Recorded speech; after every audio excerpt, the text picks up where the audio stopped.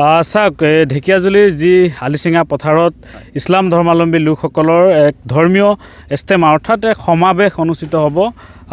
দেখা গৈছে ইছলাম ধৰ্মাৱলম্বী লোকসকলৰ মাজত ব্যাপক উৎসাহ। আমিও শুভেচ্ছা জনাইছোঁ সুন্দৰভাৱে এই অনুষ্ঠান ভাগ হওক।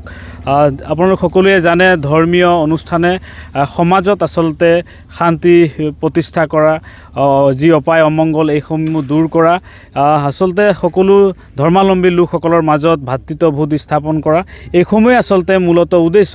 আৰু তাকে লৈ ইয়াতে ইছলাম ধৰ্মাৱলম্বী লোকসকলেও এই ইস্তেমা অনুষ্ঠিত কৰিছে।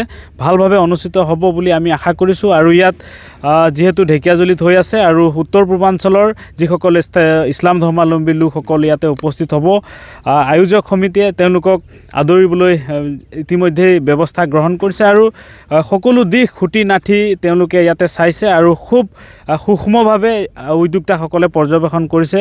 ভালভাৱে এই ইস্তেমাখন অনুষ্ঠিত কৰাৰ বাবে উদ্যোক্তাসকলে ব্যৱস্থা গ্ৰহণ কৰিছে। আমিও স্থানীয় লোক হিচাপে শুভেচ্ছা জনাইছোঁ।